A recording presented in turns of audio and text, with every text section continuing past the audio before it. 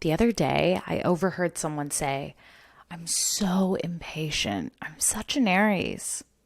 And I want to talk about that for a second and why I think that openly announcing your flaws is a dangerous game to play.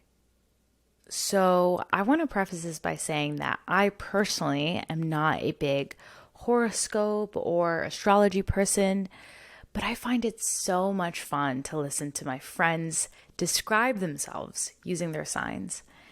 And they talk about their sun signs and moon signs and rising signs, and then each of their traits and how their signs can explain certain aspects of their personalities.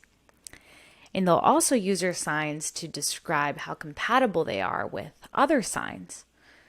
And some of my friends love guessing the signs of the people around them. And oftentimes they'll even make new friends because of it. I literally saw one of my friends instantly become friends with someone else at a bar just because they were both Virgos. And there's probably a lot more to it, but identifying as a Virgo made them instantly connect. But why is that? It's almost like this word Virgo was able to capture their identity so completely that other words weren't needed. Saying Virgo was enough for another person to understand my friend's personality and want to have more conversation with them and even want to be friends with them. I find it such an interesting dynamic because taking a step back, we tend to spend a lot of time trying to define ourselves. And I'm not talking about the who am I question. I don't even know what that means, honestly, or how to begin answering that, or even if it's meant to be answered. I'm talking about defining ourselves in the way that we apply for jobs, or the way that we fill out dating profiles, or introduce ourselves to strangers. Defining ourselves is a big task, a chore even, given how much we have to do it. We take our entire existence and summarize it into a way that makes it easier for somebody else to digest. When we apply for jobs, for example, you're summarizing yourself in a way that fits the job description. You are now a person that conveniently has the same set of skills that they're looking for, and a person that conveniently has the same set of values as the company. And when you're filling out a dating profile, you try to neatly wrap yourself into a nice little package so that you attract the most amount of people and the right kind of people. You have to summarize yourself into a person that the type of person that you're attracted to will be attracted to. Both job applications or dating profiles have a somewhat standard way to summarize yourself. But when you introduce yourself to a stranger, you're probably finding ways to summarize yourself in a way that can relate to them. And how you do that depends a lot on the context. Like if you're at a concert, you are more likely to summarize yourself while talking about what kind of music you like and how you found out about the artist. If you're at a house party, maybe you summarize yourself by talking about how you know the host. And there's so many ways to adapt these summaries of self depending on the context. Creating summaries of ourselves is such a big task, and it's one that we do over and over and over again. And so it makes sense why we try to find ways to make these summaries more and more efficient. We use labels that encapsulate part of our human experience. Like, for me, I can say that I'm an engineer, I'm Punjabi, I'm Canadian. All these things kind of neatly wrap my life experience in a way that if you were to relate to any of these things, chances are that we're going to be friends. But also because without explaining, there's a sense that you understand the things that I've experienced because You just relate to them. And this convergence of similar experience, in a way, is valued so much more highly when it's rare.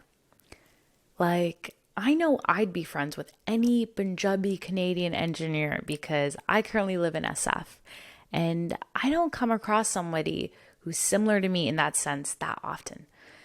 But if I were constantly surrounded by people that I have those similarities with, I'd be much more likely to define myself and summarize myself and my identity using completely other words, completely other labels.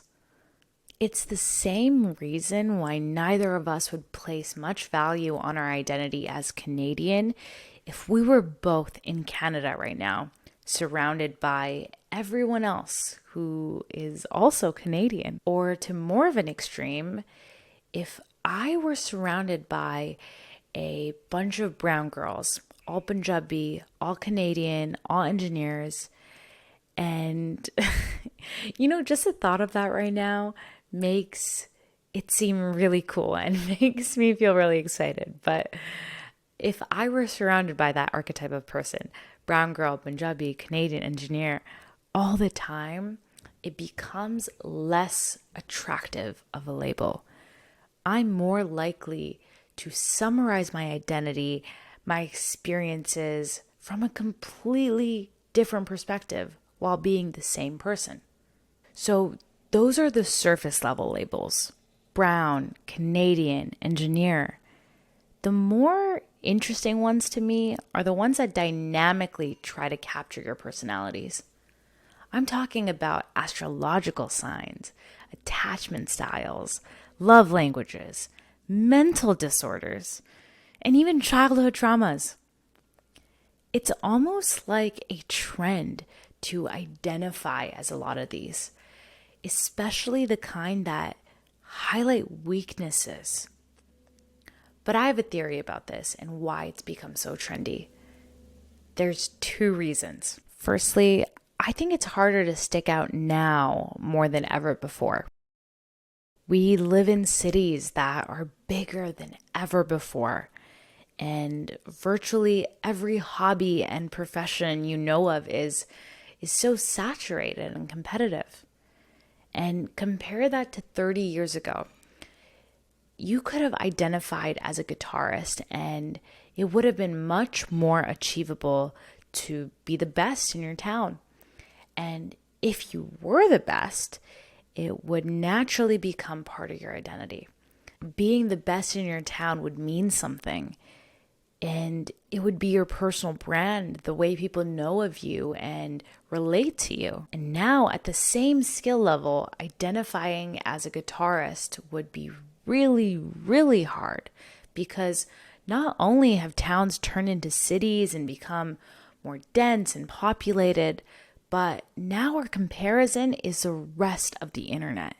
You can't be the guitarist guy in the same way that would have been your identity many years ago. It's just unlikely that you would be good enough, or worse, have the confidence to even want to identify as a guitar guy, even if you are good enough. You'd never even feel like the guitar guy because your talent would not be spotlighted the same way it would have been in a town 30 years ago where everyone knows you for having the skill. So you could have been the guitar guy, but right now you would have never even known that is your potential. So consequently, we try to find labels that describe us in what we think is a memorable way, or the things that can set us apart from the crowd. And the larger the crowd, or the more connected the crowd, the harder it is to find a label that resonates with you. I think this is part of the first reason that using labels from attachment styles, love languages, mental disorders, childhood traumas are being used more and more to summarize a person, because the more you pile on, the more unique you can become. An example of this could be, hi, I'm a 25-year-old Sagittarius. I have ADHD. I like receiving love through words of affirmation because I have some abandonment issue from my past. So I might need some reassurance. Now, honestly, that last sentence sounds like a lot of introductions I've heard over the past couple years. And I truly find it fascinating about how a lot of these are simply just a list of weaknesses or a list of struggles. And I say this in the most gentle way possible because a lot of these are not strengths. And in fact, they're shortcomings because you are not defined by your struggles. At least you shouldn't be.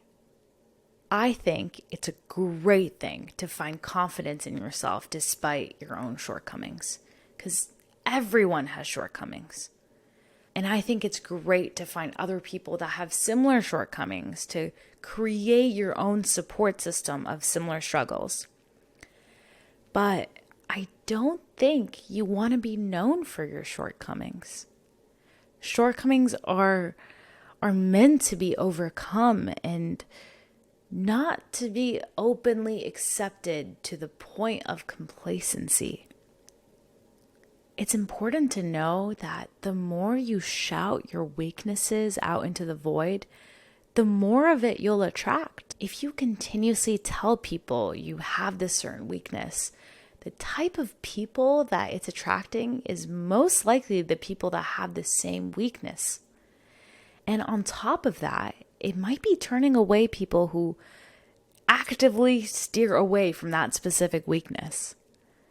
Let's say you often tell people you have an anxious attachment style. It might seem great if someone around you relates to that and you become friends and you talk about the struggles about having anxious attachments. But very quickly, the lines between validation and enablement get blurry. And then you become complacent. Not to mention, the deeper you go into this hole and the more of the anxious attachment people you attract into your life, the more you're pushing away all the secure attachment people. And you don't want to do that. It's a slippery slope. So that was the first reason that creating an identity around astrological signs, attachment styles, love languages, mental disorders, childhood traumas are more trendy right now. You try to pile on these experiences to stand out, to be unique, and relate to more people in a world where it's really difficult to just be known as a guitar guy now. But creating an identity around these struggles can lead to complacency, where you create bonds with people that share the same struggles and not enough bonds with the people that can help you strive to overcome them.